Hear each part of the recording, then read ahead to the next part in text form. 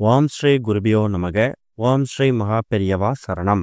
August 29ஆம் தேதி வெள்ளிக்கிழமை நாளைய தினம் சுக்கிரவாரத்துல வரக்கூடிய வளர்பிறை சஷ்டி விரதம், பெரிய சஷ்டி விரதம்.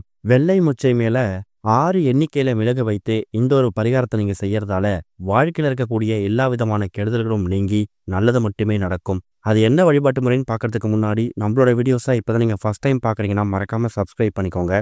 தொடர்ந்து இது மாதிரி அப்டேட் தெரிஞ்சுக்கிறதுக்கு பக்கத்துல நோட்டிஃபிகேஷன் பெல்லை கிளிக் பண்ணி ஆல் அப்படிங்கிற செலக்ட் பண்ணிக்கோங்க. இப்போ சஷ்டி விரதம் அன்னைக்கு வெள்ளை மொச்சை 6 மிளகு வைத்து என்ன பரிகாரம் செய்ய போறோம் அப்படிங்கிற பத்தி தெளிவா தெரிஞ்சுக்கலாம். முருகனுக்கு உகந்த விரத தினங்கள் நிறைய இருக்கு. அதுல மாதம் மாதம் வரக்கூடிய இந்த வளர்பிறை சஷ்டி விரதத்தை நம்ம கைவிடவே கூடாது. இந்த வளர்பிறை சஷ்டி விரதத்தை யார் யாரெல்லாம் எடுப்பாங்க அப்படின்னு கேட்டீங்கன்னா, குறிப்பா குழந்தை பாக்கியம் இல்லாதவங்க. சஷ்டியில் இருந்தால் அகப்பையில் வரும்னு ஒரு பழமொழி இருக்கு. அதுக்கான அர்த்தம் என்னன்னா, சஷ்டியில் விரதம் இருந்தால் குழந்தை பாக்கியம் உண்டாகும் அப்படிங்கிறது தான் இந்த பழமொழிக்கான அர்த்தம். அந்த அளவுக்கு குழந்தை வரத்துக்கு ஒரு முக்கியமான கடவுளா போற்றப்படக்கூடியவர் முருகப்பெருமான். அவருக்கு உரிய விரதம் இந்த ஒரு சஷ்டி விரதம். விநாயகருக்கு அடுத்து கடவுள்கள்லயே ரொம்ப எளிமையான கடவுள், நம்மளோட எல்லா பிரச்சனையும் தீர்த்து வைக்கக்கூடியவர் முருகர் தான். நம்மளோட தனித்தனி கஷ்டங்கள் தீர்வதற்கு தனித்தனி தெய்வங்களை வணங்குறதுக்கு பதிலா ஒட்டுமொத்த கஷ்டங்களும் ஒரே நேரத்துல சரியாகணும்னா நம்ம முருகரை வணங்கலாமா? அந்த அளவுக்கு கலியுக தெய்வமா இருக்கக்கூடிய முருகப்பெருமான, அதுவும் ஆவணி மாதத்துல வெள்ளிக்கிழமையில சுக்கிரவாரத்துல வரக்கூடிய இந்த ஒரு சஷ்டி விரதம் அன்னைக்கு வழிபடும் போது உங்க வாழ்க்கையில சுக்கிர திசை அடிக்கும். முதல்ல இந்த சஷ்டி திதி எத்தனை மணிக்கு ஆரம்பித்து எத்தனை மணிக்கு முடியுது அப்படின்னு நீங்க தெரிஞ்சுக்கணும். என்னதான் ஆகஸ்ட் 29ஆம் தேதி வெள்ளிக்கிழமை சஷ்டி விரதமா இருந்தாலும் ஆகஸ்ட் 28ஆம் தேதி வியாழக்கிழமை மாலை 5:42 சஷ்டி திதி பிறந்துரும். அது மறுநாள் ஆகஸ்ட் 29ஆம் தேதி வெள்ளிக்கிழமை இரவு 7:39 வரைக்கும் இருக்கு.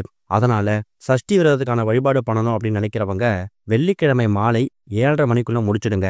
ஏன்னா 7:30 மணிக்கு மேல சஷ்டி முடிஞ்சிடும். வெள்ளிக்கிழமை காலையில 10:12 ராகு காலம், 3:04 யமகண்டம். இந்த 2 நேரத்தை தவிர மற்ற நேரத்துல தாராளமா நீங்க முருகப்பெருமானுக்கு சஷ்டி விரதத்துக்கு பூஜைகள் செய்யலாம். ரொம்ப எளிமையா எந்த அளவுக்கு வழிபட முடியுமோ அந்த அளவுக்கு முருகப்பெருமானை வழிபட்டாலே இந்த சஷ்டி விரதத்தை முழுமையா வழிபட்ட பலனை நீங்க பெறலாம். சஷ்டி விரதம் நாள் முழுக்க முருகனோட சிந்தனை தவிர வேற எதுவுமே நீங்க நினைக்காம முருகனோட மந்திரங்களை சொல்லி முருகனோட பாடல்களை வீட்டை ஒலிக்க விட்டு முருகர் சிலைக்கு முன்னாடி ஒரே ஒரு தீபம் ஏற்றி வச்சு நீங்க முருகர்கிட்ட உங்க கோரிக்கையை முன் வச்சிங்கன்னா கட்டாயம் சஷ்டி விரதத்துக்கான பலன் நிச்சயம் உங்களுக்கு கிடைக்கும். முருகர் ஒரு இனிப்பு பிரியர். கல்கண்டு பால், கேசரி, சர்க்கரை பொங்கல், இது மாதிரி உங்களால என்னென்ன நைவேத்தியங்கள் செஞ்சு வச்சு படைக்க முடியுமோ இதுல ஏதாவது ஒரு நைவேத்தியம் செஞ்சு வச்சு படைச்சி முருகப்பெருமான் கிட்ட சஷ்டி விரதம் அன்னைக்கு உங்க கோரிக்கை நீங்க முன்வைக்கலாம். பொதுவா எந்த ஒரு திதி நாள் நட்சத்திரம் வந்தாலும் அது என்ன கிழமையில வருது அப்படிங்கிறத பொறுத்து அதோட பலன்கள் வேறுபடுமா. உதாரணத்துக்கு பொதுவா செவ்வாய்க்கிழமை முருகப்பெருமானுக்கும் செவ்வாய் பகவானுக்கும் உகந்தது. அந்த நாள்ல வரக்கூடிய சஷ்டி விரதம் நம்மளோட கடன் பிரச்சனையை தீர்க்கக்கூடிய சஷ்டி விரதமா இருக்கும்.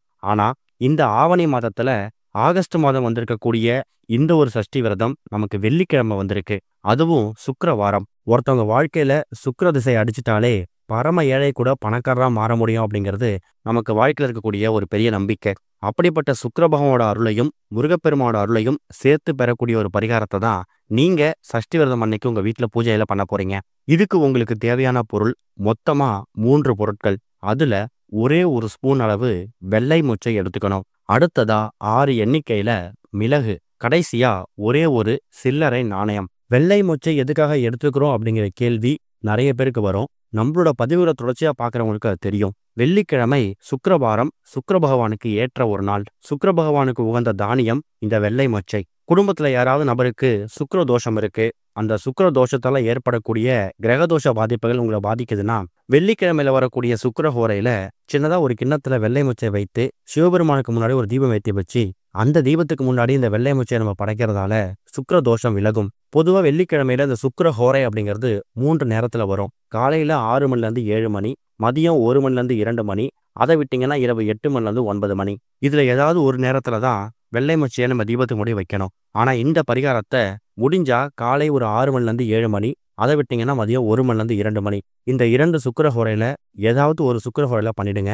ஏன்னா இரவு 8 மணிலேருந்து 9 மணி அப்படிங்கிறது கடைசி ஆப்ஷனா வச்சுக்கோங்க. காரணம் 7:30 மணியோட சஷ்டி திதி முடிஞ்சிடும். அடுத்ததா 6 எண்ணிக்கையில மிளகு எடுத்துருக்கிறோம். மிளகு எதுக்காக எடுத்துக்கிறோம் அப்படிங்கிறது நிறைய பேருக்கு தெரிஞ்சிருக்க வாய்ப்பு இருக்கு. கடன் பிரச்சனைகள்லயே அதிகமா பயன்படுத்தக்கூடிய ஒரு தாந்திரிக பொருள் இந்த மிளகு தான். கடன் பிரச்சனை தெய்வங்கள் 2 பேர் இருக்காங்க. ஒன்னு வாராகி அம்மன், இன்னொருத்தவங்க காலபைரவர். இந்த 2 பேருக்கும் மிளகு வழிபாடு ரொம்ப முக்கியம். அந்த அளவுக்கு கடன் பிரச்சனையை வேரோடு தீர்க்கக்கூடிய அற்புதமான ஒரு பொருள் மிளகு. அதை ஏன் 6 எண்ணிக்கையில எடுத்துக்கிறோம்னா, முருகனுக்கு உகந்த எண் வந்து 6. முருகனை வளர்த்த கார்த்திகை பெண்கள் 6. முருகனோட அறுபடை வீடுகள் 6. சரவண பவ அப்படின்னு சொல்லக்கூடிய முருகனோட மந்திரமும் 6. இப்படி 6ன்னு சொல்லக்கூடிய எண்ணுக்கும் முருகனுக்கும் இப்படிப்பட்ட ஒரு தொடர்பு இருக்குது. கடைசியா சில்லறை நாணயம். சில்லறை நாணயம் அப்படிங்கிறது மகாலட்சுமி தாயாரும் லட்சுமி குபேரரும் வாசம் செய்யக்கூடிய அற்புதமான ஒரு பொருள். சில்லறை நாணயம் எவ்வளவு ரூபாய் இருந்தாலும் பரவாயில்ல. இப்போ நாம சொல்லக்கூடிய இந்த ஒரு பரிகாரத்தை நீங்க சஷ்டி விரதத்துக்கான உங்க பூஜையெல்லாம் முடிச்சுட்டு ஓய்வு நேரத்துல ஒரு 5 நிமிஷம் செலவு பண்ணி செஞ்சாலே போதும். எப்படி இருந்தாலும் சஷ்டி விரதத்துக்கு முருகப்பெருமான் போட்டோவுக்கு திருவுருவ சிலைக்கு அபிஷேகங்கள் பண்ணி பூக்களால் அலங்காரம் செஞ்சு நைவேத்தியம் வச்சு படைச்சிருப்பீங்க. அந்த போட்டோ சிலைக்கு முன்னாடி சின்னதா ஒரு கிண்ணத்துலையோ இல்லை இப்போ நீங்க வீடியோல பார்க்குற மாதிரி ஒரு அகல் விளக்குலையோ முதல்ல 1 ஸ்பூன் அளவு வெள்ளை மொச்சையை போட்டுருங்க. அதுக்கு மேல ஒரே ஒரு சில்லறை நாணயத்தை வச்சுட்டு அந்த சில்லறை நாணயம் மேல 6 எண்ணிக்கையில மிளகு இருக்கிற மாதிரி பார்த்துக்கணும். இந்த ஒட்டுமொத்த அமைப்பும் உங்க வீட்டோட பூஜை அறையில முருகனோட பாதத்துக்கு அடியில இருக்கிற மாதிரி பார்த்துக்கணும். அந்த நேரத்துல கடன் சம்பந்தப்பட்ட பொருளாதார சம்பந்தப்பட்ட கிரகதோஷ பாதிப்புகள் எதுவாக இருந்தாலும் அது எல்லாத்தையும் முருகப்பெருமான் கிட்ட முன்வைங்க. அடுத்ததா சுக்கிர பகவானுக்கு வந்த வெள்ளை மொச்சையை வச்சிருக்கிறதால சுக்கிர பகவானையும் மனசார பிரார்த்தனை பண்ணிக்கோங்க. வீட்டுல இந்த சுக்கிர தோஷம் யாருக்காவது இருந்துச்சுன்னா அதனால ஏற்படக்கூடிய தடையர் வந்து விலகணுங்கிற மாதிரி சுக்கிர பகவான் கிட்டையும் உங்க கோரிக்கை முன்வைங்க. கடைசியா வெள்ளிக்கிழமை அப்படிங்கிறதுக்காக அந்த சில்லறை நாணயத்தை பார்த்து மகாலட்சுமி தாயாரை பார்த்து உங்க வீட்டுக்குள்ள செல்வ வளம் பெருகணும், கடன் தீரணும், எந்த விதமான பொருளுக்கும் பஞ்சம் இருக்கக்கூடாதுன்னு வேண்டிக்கோங்க. வேண்டி முடிச்சுக்கிட்டதுக்கு அப்புறம் ஒரு அரை மணி நேரத்துல 1 மணி நேரம் இந்த ஒட்டுமொத்த அமைப்பும் உங்க வீட்டோட பூஜை அறையில அப்படியே இருக்கட்டும்.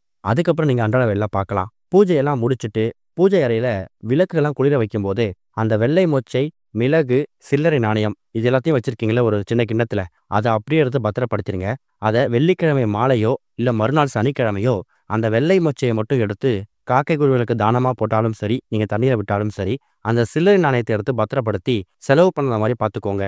அதில் ஏதாவது அடையாளம் போட்டு பீரோ, லாக்கர், கல்லாப்பட்டி, மணி பர்ஸ் இது மாதிரி இடத்துல வச்சுக்கலாம். அந்த மிளகை மட்டும் என்ன செய்யணுங்கிற கேள்வி வரும். அதை வெள்ளிக்கிழமை இரவோ இல்லை சனிக்கிழமையோ உங்க வீட்டில் கூட எல்லா நபர்களையும் அமர வச்சு இடது கையில அந்த மிளகை வந்து பத்திரமா பிடிச்சுக்கிட்டு திஷ்டி சுத்துற மாதிரி உங்க தலையில இடது பக்கம் 3 முறை வலது பக்கம் 3 முறைன்னு குடும்பத்தில் கூட எல்லா நபரையும் அமர வச்சு சுத்திட்டு அதுக்கப்புறம் உங்க வீட்டுல தெருவில் குப்பை போடுறதுன்னு பொதுவாக இடம் இருக்கும். அந்த இடத்துல போட்டுட்டு திரும்பி பார்க்காம வந்துடுங்க. அப்படி இல்லைன்னா வீட்டில் இருக்கக்கூடிய பூந்தொட்டில அதை புதைச்சிடுங்க. இல்லை வீட்டில் வந்து கிணறு இருக்கு, பக்கத்தில் வந்து ஆறு, ஏரி, குளம் அதாவது நீர்நிலை இருக்கு அப்படின்னாலும் தாராளமாக அங்கேயுமே விட்டுக்கலாம். இந்த மிளகை வந்து பூஜையில் வச்சு பூஜை பண்ணி இது மாதிரி திருஷ்டி சுத்துறது மூலயமா இது வரைக்கும் உங்களை பிடிச்சிருந்த கடன் பிரச்சனை, போட்டி, பொறாமை இது எல்லாத்துக்கும் ஒரு முற்றுப்புள்ளி கிடைக்கும். இதுதான் இந்த பரிகாரத்தை பண்றதுக்கு ஒரு அற்புதமான வழிமுறை. பார்க்கறது ரொம்ப எளிமையா தெரியும். இந்த ஒரு சஷ்டி விரதம் அன்னைக்கு இதை முயற்சி பண்ணுங்க, நல்லதே நடக்கும். ஓம் ஸ்ரீ குருபியோ நமக. ஓம் ஸ்ரீ மகா பெரியவா சரணம்.